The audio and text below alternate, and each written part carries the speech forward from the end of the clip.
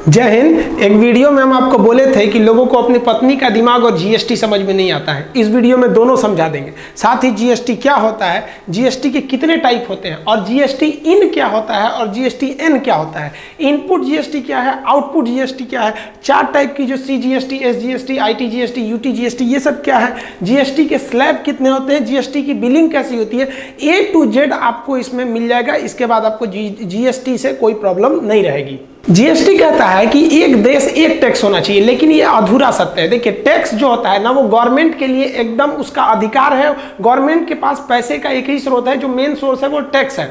और टैक्स दो तरह से होता है, एक डायरेक्ट टैक्स जो आदमी से ले लिया जाता है, व्यक्ति से, और एक इनडायरेक्ट टैक्स होता है जो किसी चीज के खरीद बिक्री पर लगता है। तो इनडायरेक्ट टैक्स भी कई तरह के होते थे। कस्टम ड्यूटी होती थी, कोई विदेश से सामान मंगा दिए तो excise duty, service tax, sale tax, VAT, जिसमें वैट बहुत ज्यादा फेमस था। तो ये इनडायरेक्ट टैक्स जो है, यहां तो आपको 4-5 दिखा रहे हैं, ऐसे 17 टैक्स। तो इन 17 टैक्सों को आपस में मर्ज कर दिया गया और जो ये इनडायरेक्ट टैक्स था, इनडायरेक्ट टैक्स को खत्म करके इसी के जगह पे लाया गया जीएसटी। तो जीएसटी भी क्या होगा, एक इनडायरेक्ट टैक्स होगा। तो आप बताइए, क्या ये वन नेशन वन टैक्स हुआ? ये तो केवल इनडायरेक्ट टैक्स को घटाया। डायरेक्ट टैक्स में कोई भी बदलाव नहीं है। आज भी आपको डायरेक्ट टैक्स देना है। सेंट्रल गवर्नमेंट का कॉर्पोरेशन टैक्स जो होता है, निगम कर, वो काफी ज्यादा उससे इनकम होता है। तो डायरेक्ट टैक्स में नहीं, ये इनडायरेक्ट टैक्स है, ये आपका जीएसटी, और ये खरीद बिक्री पर आपको देना पड़ता है। अब बात करते हैं कि ये जीएसटी देना किसको पड़ेगा। तो 3 ही लोग को देना पड़ेगा। ध्यान से समझिए, जिनका सालाना टर्नओवर, लेन देन 20 लाख का है। देखिए, ये 20 लाख प्रॉफिट नहीं है। मान लीजिए कि हमने कभी 20 लाख का माल मंगाए और 20 लाख के सामान को बेचे और हमको 21 लाख हुआ, तब तो हमारा तो लेन देन ही वाला ही 20 लाख हो गया। अब आपको कितना प्रॉफिट हो रहा है इससे मतलब नहीं है। आप 20 लाख वाले कैटेगरी में आ गए, आपको अब जीएसटी भरना पड़ेगा, पहला। दूसरा कि अगर आप एक राज्य से दूसरे राज्य में 1 रुपया का भी सामान का व्यापार करिएगा ना, तो वहां आपको जीएसटी लग जाएगा। वहां ये 20 लाख वाला हिसाब भूल जाइएगा। उसके बाद एक और चीज होता है, ऑनलाइन। अगर आप ई कॉमर्स करते हैं ऑनलाइन, चाहे वो 10 रुपए का भी होगा तो आपको जीएसटी लगेगा। जोमेटो को देखिएगा, 50 रुपए का भी सामान मंगाएंगे तो उसमें जीएसटी लगेगा।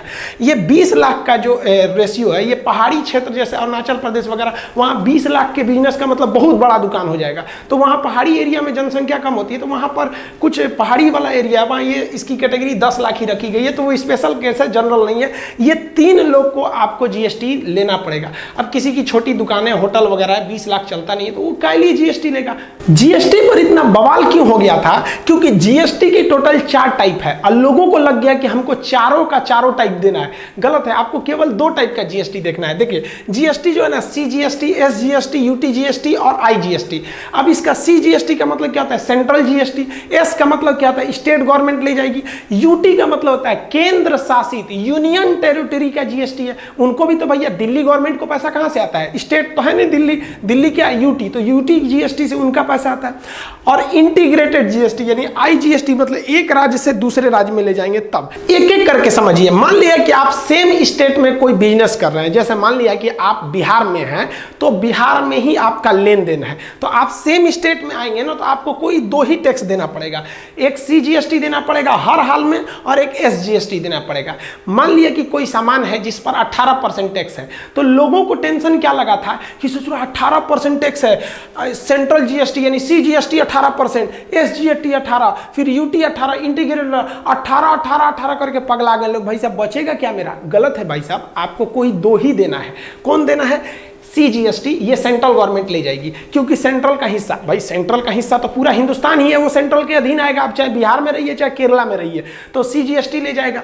अब बचेगा स्टेट, तो आप किस स्टेट में, अभी हमने बोला एग्जांपल में बिहार, तो बिहार ले जाएगी। अब बात, लोग कहां कंफ्यूज हो गए कि 18% सेंट्रल गवर्नमेंट ले जाएगी, 18% बिहार गवर्नमेंट ले जाएगी, ससुरा हो जाएगा 36%। गलत बात है भाई, 18% टोटल जीएसटी है, जिसमें से 9% सेंट्रल जीएसटी लेगा और 9% स्टेट जीएसटी लेगा। तो लोगों को इतना भयंकर कंफ्यूजन था, लोगों ने तो 4 गुना सोच लिया था, इसलिए विरोध करने लगे। जैसे यहां पर एक बिल है, अब आप इस बिल में अगर आप ध्यान से देखिएगा तो यहां देखिए, आपको यहां स्पष्ट लिखा है कि जीएसटी 18% है।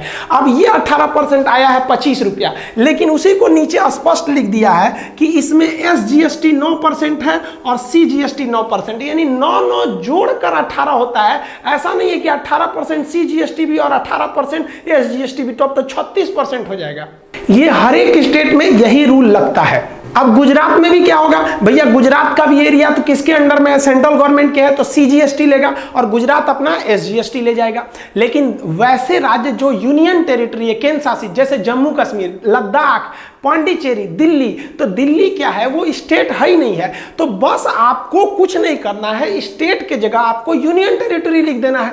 अब दिल्ली भी जो है वो तो सेंट्रल गवर्नमेंट के अंदर है ना जी, तो दिल्ली वाला में भी अगर आप दिल्ली में सामान बेच रहे हैं तो सेंट्रल गवर्नमेंट के अंडर में आएंगे, तो दिल्ली भी आपसे क्या लेगा, आपसे सेंट्रल गवर्नमेंट लेगी CGST, और दिल्ली SGST तो ले ही नहीं सकता क्योंकि वो स्टेट तो है ही नहीं है। दिल्ली जो है वो यूनियन टेरिटरी है, तो केवल यहां शब्द का फेर है। दिल्ली कहेगा कि भैया हमारा UTGST दो, तो जो UTGST है वो सेम टू सेम SGST है। अगर पूरा कंप्लीट स्टेट है तो SGST, केंद्र शासित है तो UTGST। ये स्टेट और UT क्यों होता है ये हम आपको पॉलिटी में पढ़ाएंगे। और यहां भी वही होगा कि अगर 18% टोटल GST है तो 9% CGST और 9% UTGST लेगा। अब बात कर लेते हैं कि अगर एक राज्य से दूसरे राज्य में सामान चला गया तब, तो उसे कहते हैं IGST, यानी इंटीग्रेटेड GST। इंटीग्रेटेड GST तभी लगेगा जब एक राज्य से दूसरे राज्य में आपका सामान जाएगा तब, अदरवाइज नहीं लग सकता। अब यहां एक कंफ्यूजन सबसे बड़ा,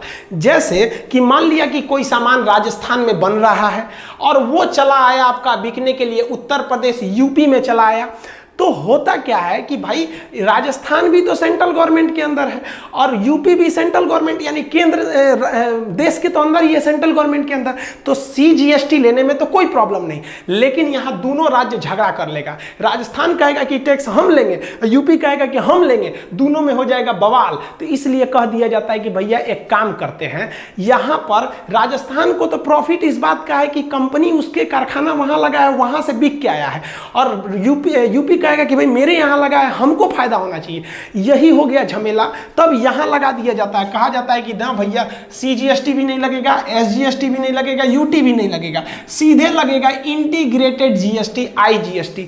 इंटीग्रेटेड GST एक्चुअल में CGST और SGST का ही एक संयोग है। इसमें क्या करेगी सेंट्रल गवर्नमेंट, कहेगी कि भैया जो 18% GST ना सीधे तुम राजस्थान हमको दो। अब वो GST कौन लेके चल जाएगा, सेंट्रल गवर्नमेंट। सेंट्रल गवर्नमेंट उस 18% में से 9% अपना रख लेगा। उसके बाद देखेगा कि सामानवा बिका कहां पर है, मेन डेस्टिनेशन कहां है, यूपी, तो यूपी को 9% दे देगा। लो, राजस्थान सरकार मुंह देखेगी टुकुर टुकुर से, जरा हमको ना दिया। इसीलिए IGST को डेस्टिनेशन GST भी कहते हैं, क्योंकि ये वहीं लगता है जहां सामान का असली गंतव्य यानी डेस्टिनेशन है। इससे फायदा क्या हुआ, देखिए राजस्थान को फायदा यह हुआ कि वहां सामान बना था, उसे रोजगार मिल गया, और यूपी को फायदा यह हुआ कि सामान अल्टीमेट यहां बिकने आया था, इसलिए इसको टैक्स मिल गया। पहले यह व्यवस्था नहीं थी। अब हम आपसे एग्जांपल लेते हैं, कोई सामान दिल्ली में बना तो दिल्ली में जैसे बन के दिल्ली में बिकेगा तो एक तो ले जाएगा CGST, और दिल्ली चूंकि यूनियन टेरिटरी इसलिए दिल्ली में ही बिक गया तो वहां लग गया UTGST। लेकिन दिल्ली में बनकर, जैसे मेरा ये जो पैनल जो हम पढ़ा रहे हैं इसमें, इसका मैन्युफैक्चरिंग यूपी के नोएडा में हुआ, ठीक है। तो नोएडा में हुआ तो नोएडा तो यूपी में आ जाता है, तो नोएडा में जैसे हुआ तो नोएडा में होने की वजह से वहां लगेगा CGST, सेंट्रल गवर्नमेंट। लेकिन हम इसको यूपी से उठा के बिहार के पटना लेते हैं, ले भाई, तो अब जैसे पटना ले गए तब क्या हो जाएगा, IGST, इंटीग्रेटेड GST। इसमें क्या होता है कि इस पर जो टैक्स लगा था उसका सेंट्रल गवर्नमेंट लेगा, और चूंकि ये आया है बिहार में तो कौन ले गया, बिहार सरकार टैक्स ले जाएगी। तो IGST उसी को दिया जाता है जिस राज्य में वो सामान जा रहा है। इससे बहुत ज्यादा फायदा होते हैं। दो फायदा पहले ध्यान से समझिए। पहला कि जिस राज्य के लोग उपभोग कर रहे हैं, जो कंज्यूम कर रहे हैं, उसी राज्य को टैक्स दिया जा रहा है, पहला फायदा। दूसरा फायदा यह है कि अब पूरे कंट्री में एक जैसा टैक्स लगेगा। आप पहले पुराना तरीका समझिए क्या होता था। पहले कोई सामान अगर राजस्थान में बनी है कोई भी चीज, तो उस पर सेंट्रल गवर्नमेंट एक्साइज ड्यूटी लेती थी, एक्साइज ड्यूटी। अभी वही जगह ले लिया है CGST। अब हर राज्य जो थे अपने अपने मर्जी से टैक्स लेते थे। यूपी लेता था 12% से सर्विस टैक्स, तो बिहार लेता था 14%। अब आप बताइए, किसी सामान पर अगर यूपी में 12% टैक्स है तो वही सामान पर अगर बिहार में 14% है तो बिहार में सामान सामान महंगे हो जाएंगे।